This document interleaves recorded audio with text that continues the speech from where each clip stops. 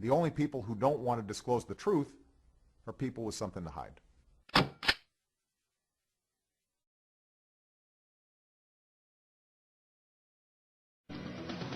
Now, back to your turn on 1330 WEBY, Northwest Florida's talk radio. The phone lines are open, so call in and join the conversation at 623-1330. And now, the Commander-in-Chief is back. Freedom Friday with Carl Gallups, the Oval Office of Gulf Coast Talk Radio. All right, welcome back, America. Welcome back, Gulf Coast. 4 states along the Gulf Coast listening to us by radio. And, of course, we've got an audience from coast to coast listening on the Internet and by your smartphones, and we thank you for that. We'll pick up our international audience tomorrow by podcast, and God bless our international audience. And, folks, we're glad that you stayed with us because Mike Zullo is with us this afternoon, and I've asked Mike to be back with us. Mike is with us a lot. He gives us a lot of his time, but I've asked him to come back. We're going to take 5 or 6 or 7 or 8 minutes or so to talk about some of the latest breaking in the Obama fraud case. There is some brand new information that just want to keep you updated. And then Mike and I, as 2 former law enforcement officers, we're going to talk about this Zimmerman case and the Trayvon Martin case and the legal details of it, the information and the evidence that was presented in the trial, and plus our insight on Second Amendment and concealed carry laws and laws in Arizona, laws in Florida. He's from Arizona, I'm from Florida, so we're going to do all of that. We might even be able to take some of your calls along those lines as well. Mike Zullo, are you with us? Carl, hello again. Hey, hello. Listen, that connection sounds horrible. Can you say hello again to see if it's any better?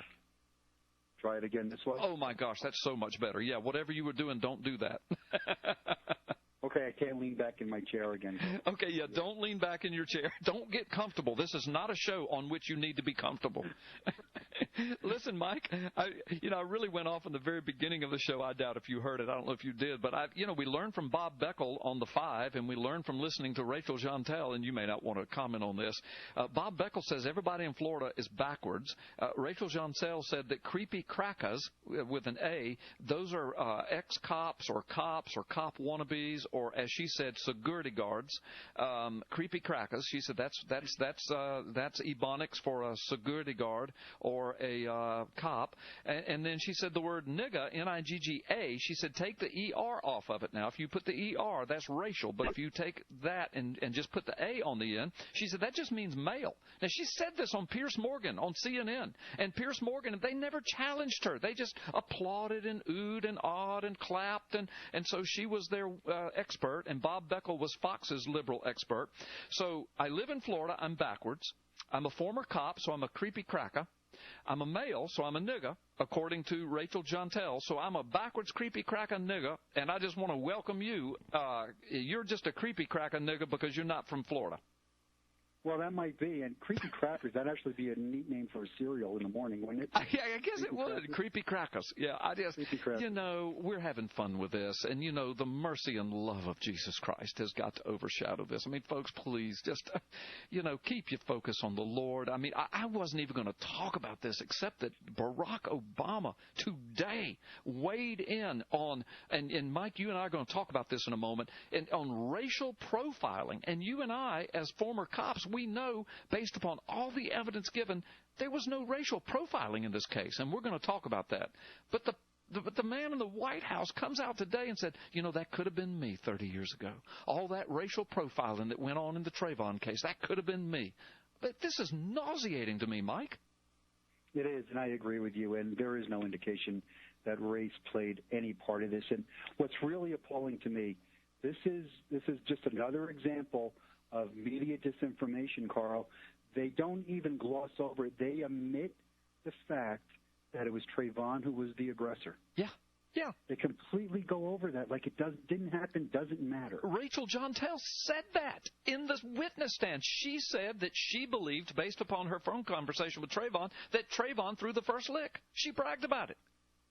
I know, and it's unfortunate the way it happened, the way it came out, but the jury, I believe, was right in their verdict. I mean, like I said earlier on to one of my colleagues, they just have to They have to match the facts to the law. Yeah, absolutely. That's all you have to do. Charles Barkley today said the verdict was correct. Bill Cosby said the verdict was correct. Jimmy Carter said the verdict was correct. Alveda King said the verdict was correct. The alternate juror said the verdict was correct. I mean, it goes on and on. Anybody that watched the trial, black or white, if you watched the trial and used your head, you would see that as sad as this whole thing was, I mean, a young man is dead.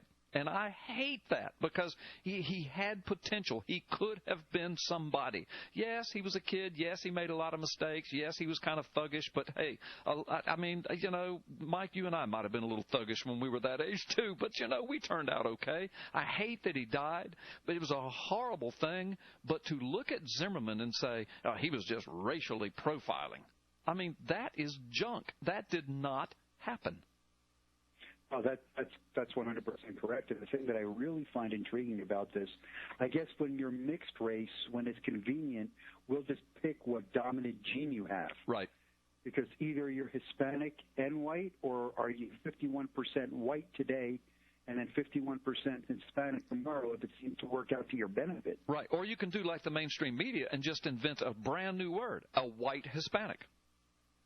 That's absolutely true. Yeah, but now think, the man in the White House, his mother is 100% white, and we don't really know for sure who his daddy is, but what do we call him? America's first what? Black president. Black president. So it's convenient to call him black, even though his mother is a white girl from Kansas. But for Zimmerman, because we want him to be white, because Trayvon was black, because we want him to be a white cracker, backwards, creepy cracker, but then we find out that he's got black people in his family. His great-granddaddy is black, and he's Hispanic, and his mother's Peruvian, but that doesn't fit the agenda, so let's call him a white Hispanic. It doesn't, but I have to tell you, Earl, today was the first day in, I think, the whole Obama presidency that he said something that I agree with. Okay. Hey, listen, Mike, let me cut you off. Here's what we're going to do. We're going to tease folks with that. We're going to take a time out and come back, and you've got to get a better connection because you're going away from us. We're going to rehook up with Mike Zullo here after this break because he was quickly going away, and he was getting ready to give us some really good stuff. Plus, we're going to give you some brand new information in the Obama fraud case. So we've got a lot of good stuff. Mike and I are going to opine. Believe it or not, I'm going to shut up and let Mike talk here in a moment. I'm just fired up about this, as you can tell. But we'll rehook with him. We'll rehook with you. We'll be right back after this timeout. The only people who don't want to disclose the truth are people with something to hide.